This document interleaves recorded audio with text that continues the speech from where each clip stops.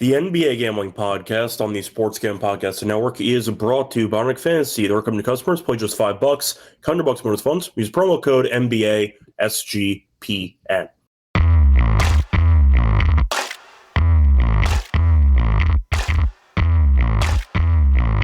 And welcome everyone to the NBA Gambling Podcast here on the Sports Gambling Podcast Network. Currently Friday afternoon, December 5th, around noon p.m. Eastern.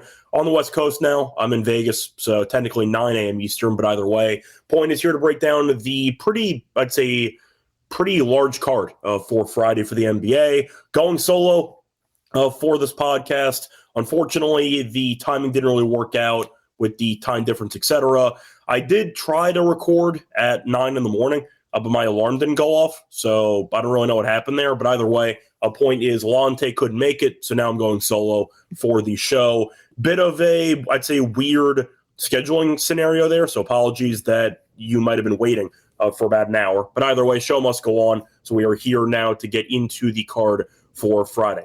Now, for the actual NBA card, I'll recap what happened in my last episode. Overall, it's been a good run for me recently. Ended up, I know I swept an episode, and then I was off yesterday, but 2 days ago, ended up sweeping, so hopefully we'll keep it rolling here for this show. But either way, I'm going to get into the games in a second. Before we get into the actual games for Friday, a reminder that if you want to check out and a discount code on the SGPN merch store, make sure you use the code HOLIDAY at checkout for a quarter off everything in the merch store. The code ends in a couple of days, ends at the end of the week. So once again, if you want to get some nice discounted shirts and merchandise for SGPN, check out the merch store on the SGPN website. Use code HOLIDAY at checkout for a quarter off everything in the merch store. Plus, I am in a random hotel, so let me know if the, I'd say, audio sounds horrible or not. I know my voice might be shot too, but either way, point is the audio might be a little bit, I'd say, sketchy or shady. We'll see what happens, but let me know. I think it's okay for now, but if the audio is not as good as it normally is, you know why. I'm in a random hotel room. But either way, time to get into the actual games here for Friday. Starting off with the first game on the card, going to go with the Lakers against the Celtics. Now for this one, Celtics are laying 6.5. The over-under is 225.5. And for the injury report here, Luka is still questionable for personal reasons. You're looking at Jaylen Brown, who did not play yesterday. Didn't matter as Boston won by 40 and change. But Jaylen Brown should be back in the lineup for this game. And, of course, no Tatum. Now, the Lakers' main storyline yesterday was twofold. One, Austin Reeves having a crazy game. He had 40-plus points and 10 assists. And LeBron, who had his record of 10-plus points being snapped as he did not get there against Toronto. Then again, of course, a win is a win. But I think it's time we finally acknowledge maybe you could argue the sciatica is playing a factor to it. LeBron might be washed at this point when it comes to his actual explosiveness. So we'll see how the Lakers look. But LeBron, I'll put it this way, the burst isn't there anymore, which is completely understandable. He's 40-something. But I am pointing it out. LeBron almost failed to reach 10 points in back-to-back games. It seems like this is the end of the line. I'll put it that way. So either way, point is the Lakers got a nice win in Toronto. Now they're traveling to Boston. Definitely not a good travel spot going from Canada to Boston, where the Celtics went from D.C. to Boston. Not nearly as bad. Now, look, Boston's been in great form lately. Boston went from being a team that we thought might be tanking when the season started to a team that's been kind of on fire lately. So the Celtics have won 8 of their last 10. They're currently 13-9. The Lakers, have been good this season, but Luka, we still don't know if he's playing or not. Personal reasons can be very, I'd say, tricky to predict because there's really no way of knowing how he's feeling mentally at this point in time. So Luka, I believe it was a family issue, so we'll see if he's back in the lineup or not.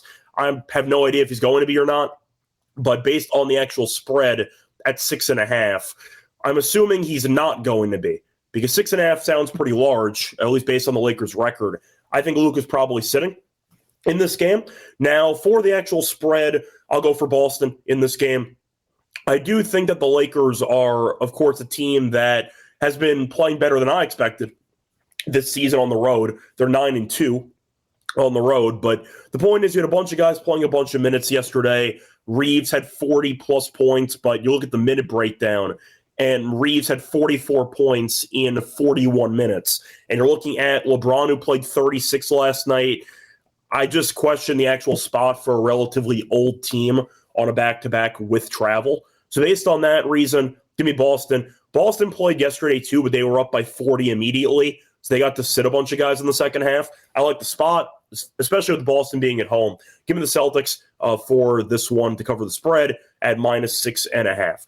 Moving on to the next game here. You have a Miami battle, or I should say a Florida battle between the Heat and the Magic. Magic laying 6.5. The over-under is 241.5. Injury report for this game. I see Hero is doubtful and Mo Wagner's out for Orlando. Now, we know Miami's been good. Now, the last time I talked about Miami, I did pick the Mavericks to beat them outright, and they did. But Miami, we know, has been good at 14-8.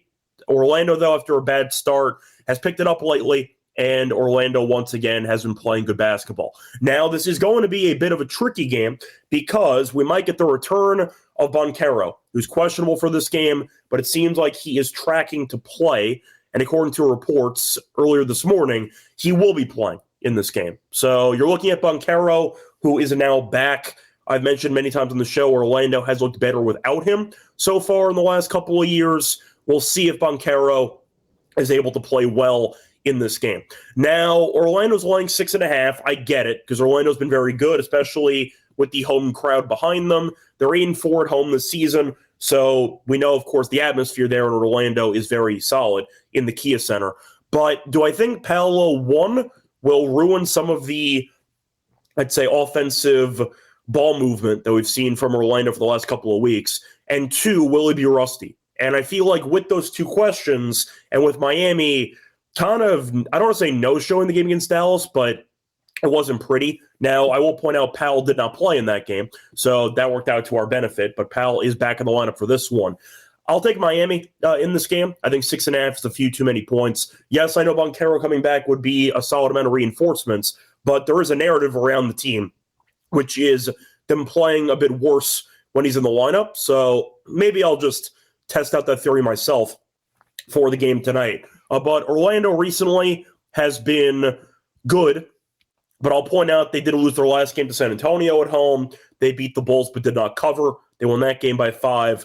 Bulls have been terrible lately too. So I do think Orlando could win without covering, but a 3-possession win does feel pretty large to me. Give Miami to keep this game close. I'll take the Heat plus the 6.5 in this game. For the total, 41.5. I mean, look, I understand that the Heat play a bunch of high-scoring games, and Orlando has been involved in some high-scoring games too lately. But I do think it's high for a reason. I'll go for the over. I'm probably not going to bet it, but I do think that this total's in the 240s for a reason. I'll go for the over in this one. Moving on to the next game, the Nuggets taking on the Hawks. Nuggets are laying 5.5. The over-under is 238.5. Now, for the injury report, Denver is relatively fine. Once again, Gordon and Brown are still out, but Jamal Murray is in the lineup, Jokic is in the lineup, and Cam Johnson and Watson are still in the lineup. For Atlanta, they might be missing a couple starters again because Jalen Johnson missed the last game last minute with a calf injury, and then Porzingis has not played because of illness. So they're both questionable for this game. We'll see if they suit up, but there's a chance Atlanta might be down a couple of starters again, most notably Jalen Johnson. And we saw without Jalen Johnson, this team's useless, and the Clippers buried him. So we'll see what the story is. It might be wise to honestly sacrifice a point or two of line movement to actually know if Jalen Johnson's going to play because he's that valuable. I don't know how many points he's worth to Atlanta, but it's a lot. Like, this team is useless when he doesn't play. So based on that, I do think Denver should win the game and probably cover. I don't see much of an answer for Joker in this game. I think Joker's going to have a triple-double again. I think he'll be able to have a great game. And I do think Atlanta, with Jalen Johnson, even if he does play, being less than 100% with the calf injury, I do think Denver should look sharper offensively throughout the game. We saw them wake up and bury Indiana in their last game. I know Atlanta's much better defensively than Indiana is, but we know Denver in general is still a couple of tiers ahead of Atlanta. We like Atlanta because we thought that they would be a fun team going into the season with a bad Eastern Conference. Then Trey got hurt, and they look a lot better. So it's more of a narrative thing. But they're definitely not in the same tier as Denver, and I do think Denver being 9-2 on the road tells me this team's comfortable in opposing arenas. To go through the actual struggles recently for Denver, all at home. On the road recently, beat Indiana by 15, beat Phoenix by 18, beat Memphis by 10, beat the Rockets by 3, the Pelicans by 7, the Timberwolves by 11, the Clippers by 14, the Kings by 14. They've been really good lately on the road, and they win by margin. Good enough for me. Give me Denver minus the 5.5 here in this road game. Moving on to the next game, Spurs taking on the Cavaliers. Cavs laying 4.5. The over-under is 239.5. The Cavaliers are really not that good. 13-10 for the injury report. I see no Garland and no Allen. They're still missing a couple other guys like Merrill and Strus, but the main guys, the starters, no Allen and no Garland in the lineup tonight. For San Antonio, still no Castle, still no Wemby, no Cornette as well. So Cornette had the game-winning block there and then missed this game. But you still have Fox, you still have Barnes, you still have a couple other starters, but we know San Antonio is missing a couple of key pieces. They've been good, though, without Castle and Wemby. Shout out to Fox. Fox has been really good carrying the team with those guys being injured, but either way, they are a bit shorthanded. Now, I know Cleveland at home is the, you can argue, more talented team on paper. Do I care? No. I think Cleveland's been overvalued all season. I think Cleveland is a team that has been mispriced all season. I was not high on Cleveland going into the year. I thought that they were a team that completely fizzled out into the playoffs, and I just thought they'd be a team that was overvalued all the time, and they have been. This team feels soft. This team has really no defensive backcourt, and honestly, I still don't think Mobley and Allen work together in the front court, but I understand the line feels short when San Antonio is using a third-string center in Kelly Olynyk. I get it, but I do think you're looking at a spot where the Spurs are alive to win the game. It might just be blindly not trusting Cleveland, which is fully understandable in this game. I'm going to go with the Spurs to get the job done in this game. Yes, I know Cleveland at home can easily win this game by margin. I get it. But I'm not going to really, once again, make an argument in favor of Cleveland because I don't trust them to beat anybody at this point. Cleveland's been underachieving all season. They're 13-10, and they've been favored in a bunch of these games. I don't have the spread numbers in front of me, but I know that Terrell mentioned it in a couple episodes ago when we did it together. The Cavs have been horrible. They're one of the worst ATS teams in the league. So based on that, I'll fade them. If they win the game and cover, it is what it is. But either way, I'll go with the Spurs to cover the spread in this game. I see Bear mentioning that, solo shows aren't exactly the best because there are no counter arguments. I get what you're saying. A point is, once again, I think people would rather have game breakdowns than none at all. So solo shows are not as good as the normal shows, but it's better than nothing. So once again, here we are trying to break down games, but I get what you're saying, but it is what it is, doing the best that we can since, once again, we had a scheduling issue earlier this morning. Anyway, before we get into the remainder of the games here on Friday, a reminder, we're brought to you by our sponsor, Kalshi, a new sponsor, and a reminder that they are a nice prediction market that is legal in all 50 states, real money prediction market, and you can trade tons of markets and sports, including the NFL, college football, college basketball, the NBA, NHL, and more. You can also trade props like first touchdowns if you want to get a bit more creative for some big plus money prices. And a reminder that you can also check out other markets, including politics, entertainment, even weather, if you want to be extra degen. Trade anything on Kalshi. And a reminder, new customers on Kalshi get $20 when they use the promo code SGPN. That's Kalshi, Kalshi, promo code SGPN for a free $20. We're also brought to you by Onyx Fantasy. So you want to check out pick'em entries, chance to win 5,000 times your entry, pick higher or lower on player stats, mix and match your sports, NBA, NHL, college sports. You get the idea. Point is, you can make a lot of money using Underdog for pick'em entries. Also, a new offer for customers, play just $5, $100 bonus phones. Use promo code NBA SGPN. Welcome back, everyone, to the McGowan Podcast. Finished going through the first couple games for the card. Time to go on into the next game. Trailblazers taking on the Pistons. Pistons laying 7.5. The over-under is at 235.5. Now, for the injury report here, Duncan Robinson is questionable for Detroit. For Portland, still no Drew Holiday, still no Scoot. You see Robert Williams being questionable. Murray's questionable. Klingen's questionable. So a decent amount of guys on Portland might not play. Now, Portland, we know, has been a team that's been feisty, but recently the wins have just not been stacking up for them. And you're looking at Avdia, who's playing the new de facto point guard, even though definitely not his real position. Now, Portland, once again, has been competitive. They ended up losing to the Spurs by 13. After that, played OKC, lost by 8, played Toronto, lost by 3, and beat Cleveland on the road. Now, Detroit has been a bit underwhelming lately. After going on a massive winning streak, they have cooled off a bit lately as they have lost 3 of their last 5. They lost to Boston by 3, Orlando by 3, then they ended up beating Miami, they beat Atlanta, and they lost to Milwaukee. But there is one common theme. All of those 5 games were decided by less than 5 points. So Detroit has been involved in a bunch of close games, win or lose lately, and Portland has been kind of feisty. So I do think based on the actual number, I get Detroit is the healthier team. If Klingen does not play and Time Lord's questionable, Duran might end up with 20 rebounds. Like, that is a possibility for this game. But I do think for the actual value, I think it's on Portland. It's not the same situation as the Bulls playing the Nets a couple days ago, but I mentioned a stat from that game, which was Chicago not winning a game by 4+ points since October. So if you're looking at recent form, Detroit's been involved in a bunch of close games. So maybe Detroit 1-10 is worth an angle. Pick Kate to close the game out, but Detroit does not really open the game up at any point. I think that's realistic. But Portland, win or lose, is usually competitive. This team's tough to play, and I do think Detroit, with the recent form, is actually a bit overvalued, in my opinion. Detroit's been, once again, involved in a couple of really close games lately, and Portland, I think, can keep this game close. Will they win? I didn't say that, but I do think that 7.5 does feel pretty large when Detroit has had 5 straight games decided by less than 5 points. Actually, if you want to go back even further, the Pistons have had 6 straight games decided by less than 6 points. So based on that, I'll go for the Trailblazers here to keep the game relatively close.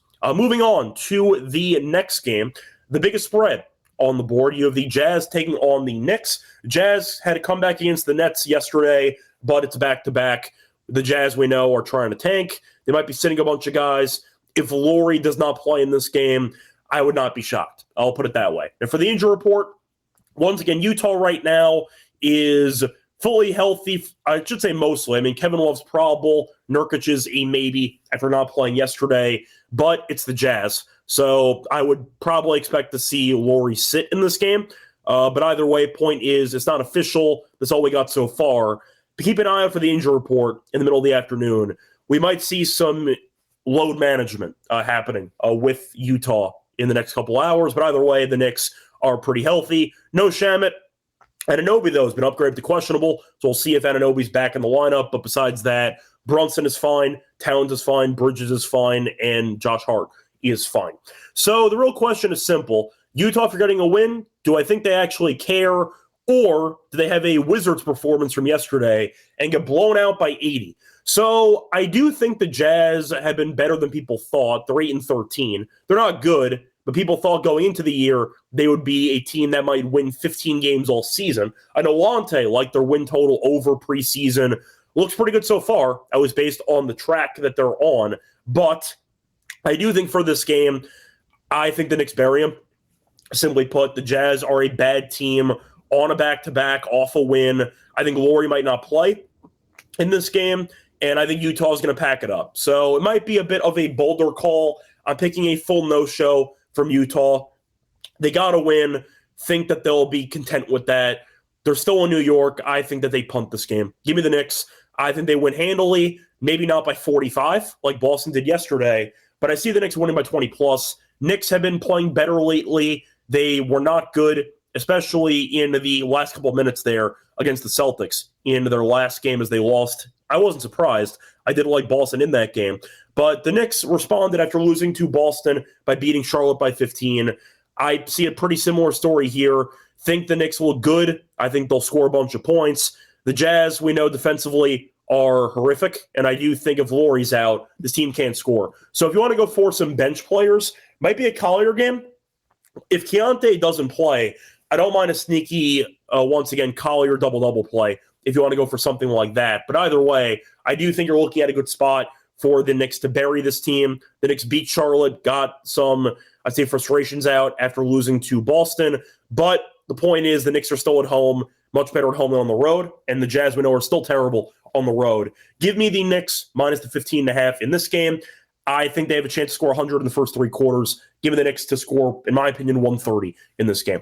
I'm moving on to the next game. Hornets taking on the Raptors. Now, the Raptors, we saw earlier yesterday, ended up losing to the Lakers on a buzzer beater, but you're looking at Charlotte, who stinks. Charlotte is 6-16. They've won 2 games over the last couple of weeks. They beat the Bulls, who are on a losing streak, and ended up beating Toronto in overtime after benching LaMelo. Since then, lost to the Nets by 13 and lost to the Knicks by 15. This team is 6-16, but they are 1-10 on the road. They are awful on the road. Now, Toronto is off of a pretty rough loss there to the Lakers, heartbreaker. They've lost 3 of their last 4, but Toronto has some revenge in their mind because they did lose to Charlotte in a game they should have won about a week ago. So Toronto, we know, is 8-3 at home.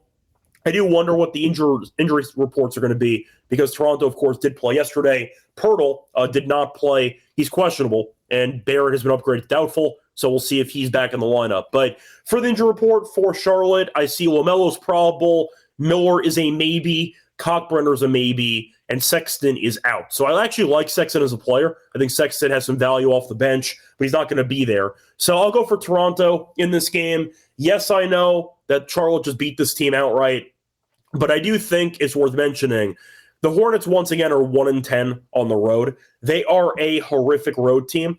Good enough for me. Toronto has not been playing great recently, but they're much better than this team. My thoughts on Charlotte are well documented. I think this team is awful. I'll go for Toronto minus the 7.5 in this revenge game for them. I'm moving on to the next game. You have the Pacers taking on the Bulls. Bulls are laying 4.5. The over-under in this game is around 237.5. Chicago used to be good, not anymore. They have been awful lately.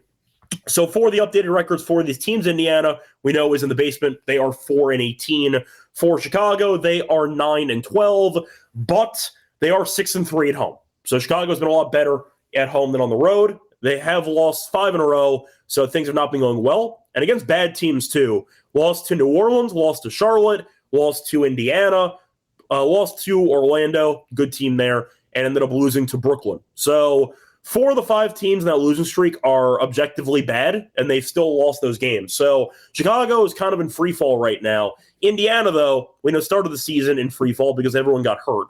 For the injury report for Indiana in this game, I see the usual suspects: no Toppin, no Shepard, no Nesmith. I do see Nembhard, I see Siakam, I see Mathurin. So you do have some scoring options, but still, a couple of main guys are out. And, of course, Halliburton is still out for the season. For Chicago, I see Kobe White and Dosunmu are questionable, but I know White did not play last game, so he might be back in the lineup, which would be a nice boost for this team offensively. But he has a calf injury, which is a common theme around the league. We'll see if he ends up playing in this game. Besides that, Jalen Smith is doubtful. Okoro is doubtful. Trey Jones is doubtful as well. So once again, a bunch of injuries for Chicago, but we'll see if they can overcome it. Now, Chicago did lose to Indiana in the game a couple of days ago, as Indiana won on a Siakam game winner. So we'll see if revenge is going to play a factor here for Chicago. Indiana, though, I said a second ago, Charlotte was only possessing 1 win on the road. Indiana said, hold my beer. We're 0-10 on the road. Indiana, I believe, is the only team in the entire league with 0 road wins. So Indiana has been a free win as of right now, on the road every time. And you know what? Even though Chicago has been bad, and even though I picked the Nets to beat Chicago outright in the last home game for Chicago, I'm going with the Bulls. I do think the Pacers, until they win a road game, I will fade them. The Bulls, at the end of the day, can still score. Indiana's Mathurin, who I think could have a very solid game in this one. But I think you're looking at a good spot for the Bulls to get back on track here. 0-10 on the road kind of speaks for itself. I see Renzo mentioning the opposite perspective, which is eventually Indiana has to win a road game. Maybe. I'll wait and see. Give me Chicago. I think the game will be close. I'm not picking a blowout, but I do think Chicago will get some revenge. I see Chicago winning by 7 in this game. Give me the Bulls, though, to get the job done in this one. Moving on to the other double-digit spread on the card for tonight, or at least the second one. We have another one in a second. But you have the Suns taking on the Rockets. Now, the injury report for this game, Booker is now out. You still have no Jalen Green. For Houston, though, you still have no Eason and no Finney-Smith. But Phoenix has been competitive this season. The problem is Booker is now out, so the scoring might be a bit underwhelming. We'll see who steps up, whether it involves Grayson Allen, maybe even Dillon Brooks. Will go from there. Now, you're looking at the actual records this season. Phoenix is 13-9. Houston is 14-5. But Houston won the first meeting of the season on the road in late November, so about 2 weeks ago, by 22 in Phoenix. So I think Houston probably rolls here. I understand Phoenix is a very, I'd say, underrated team right now, but the offense without Booker should be problematic, and you're looking at the lack of, in my opinion, shot creators. I know Gillespie has been quite good this season. Allen's more of a shooter. We know Brooks is more of a shooter. Gillespie has been putting up some points, but do they have an actual point guard on the roster? I don't know. And without the actual true, I say, facilitator on the roster, I think Phoenix's offense is going to be in just an extremely messy spot. So based on that, and based on Houston being physical, a great rebounding team, and being a good defensive team as well, I see a bad matchup for Phoenix. I'll actually lay it with Houston. I don't mind the under in this game. I think it's low for a reason. I think Phoenix's offense might struggle to actually get to 105 in this game. So I'll go for the under in this game, but without an actual point guard. And Booker, despite being a shoot-first guy, was still the main, I'd say, ball handler for this offense. And with Booker not being available, they have to reinvent everything, and I don't see that working out early. So give me the Rockets to win this game and cover, but I'm going to go with the under in this matchup. Moving on to the next game, you have the Clippers taking on the Grizzlies. We saw them play about a week or two ago, and the Grizzlies went outright as, I believe, 7.5-point dogs. Now, the Clippers are currently laying 1.5. The over-under's at 223.5. Injury report, Chris Paulino has been sent home. Besides that, no Derrick Jones, no Bogdanovich, and that's basically it. For Memphis, you have no Clark still, no Jerome, no Morant, and no Pippen. Same as usual, but we know Memphis has been, I'd say, not good, but they've been better recently. But either way, they are 9-13. So for the recent form of these teams, the Clippers, we know, are god-awful. They beat the Hawks because Jalen Johnson didn't play, and they got gifted a free win. Now, the Clippers, even after beating Atlanta, are 3-9 on the road. The Grizzlies are 9-13, but they are 4-6 at home. They had won 3 in a row, lost to San Antonio.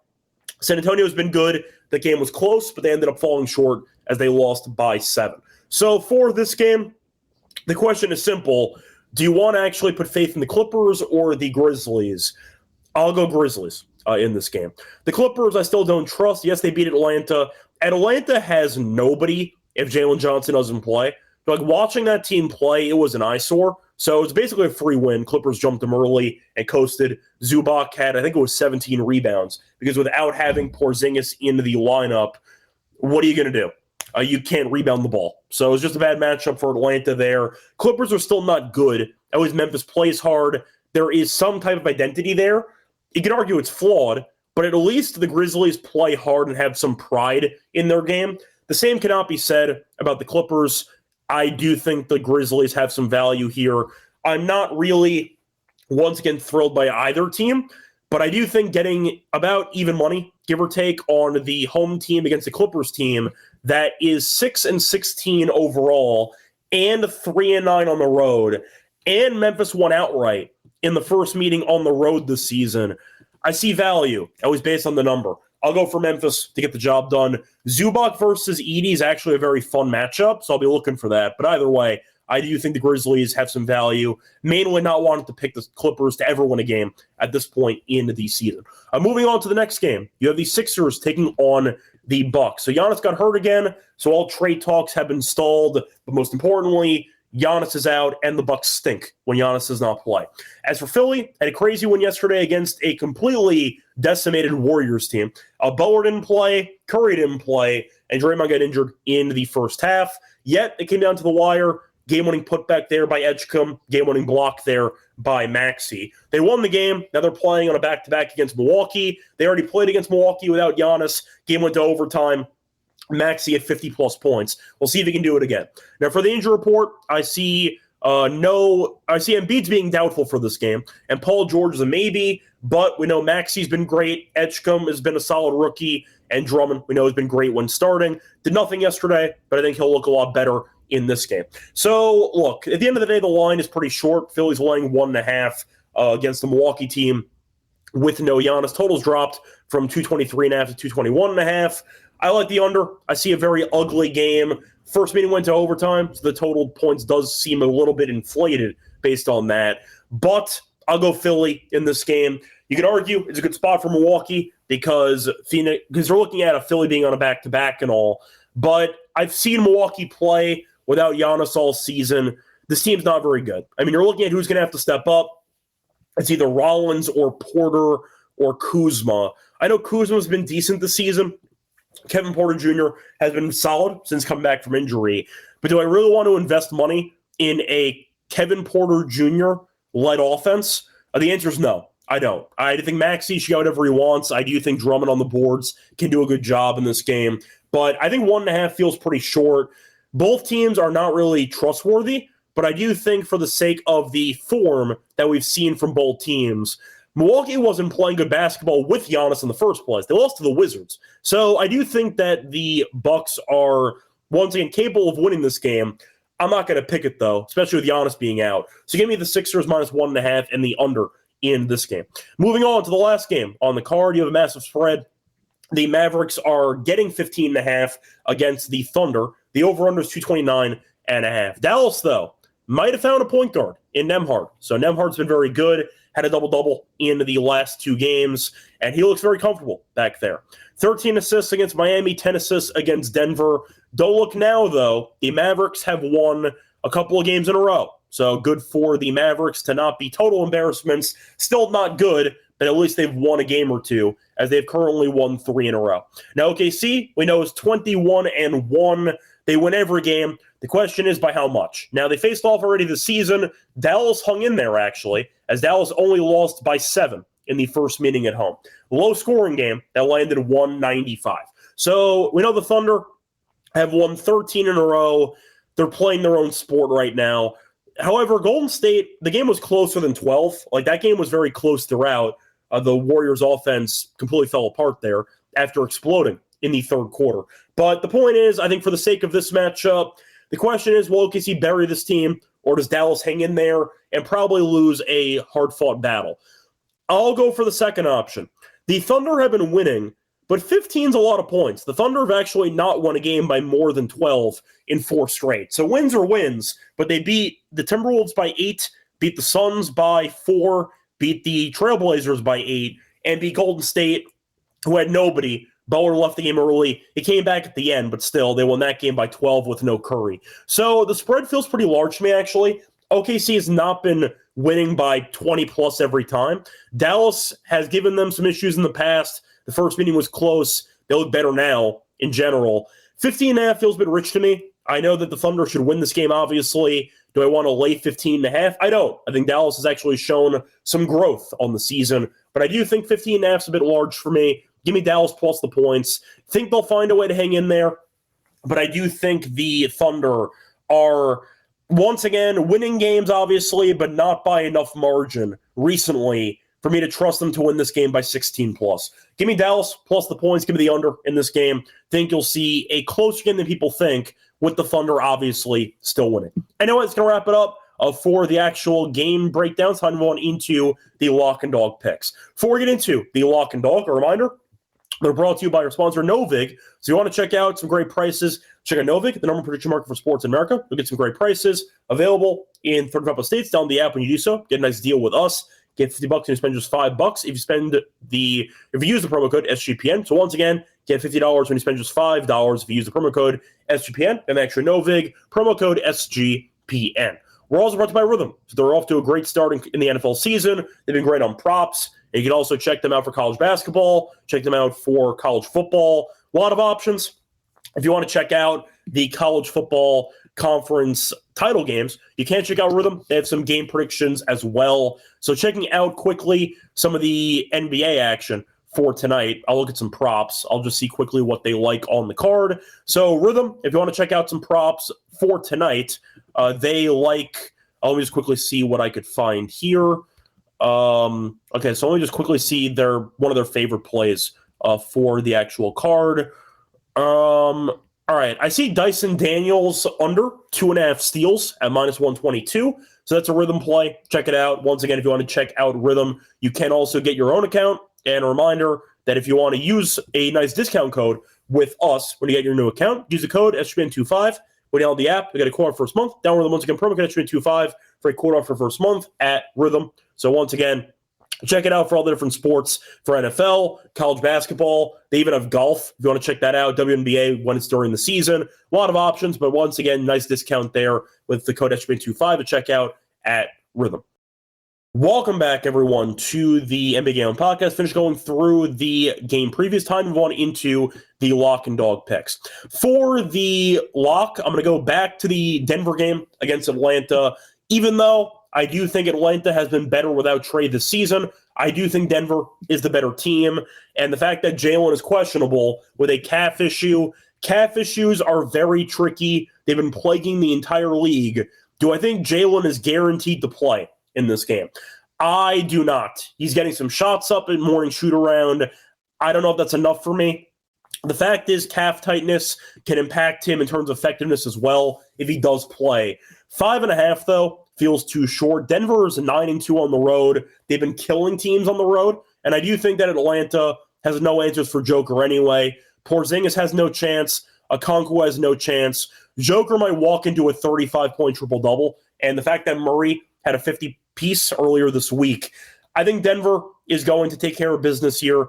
Jalen with the calf issue is going to be problematic, and I think you're looking at Denver looking sharp in this road game. Give me Denver minus the 5.5 as my lock for the show. Looking at my actual dog for the game, or for the slate, I know San Antonio caught my eye, but the question is, I want to actually go with San Antonio for this game.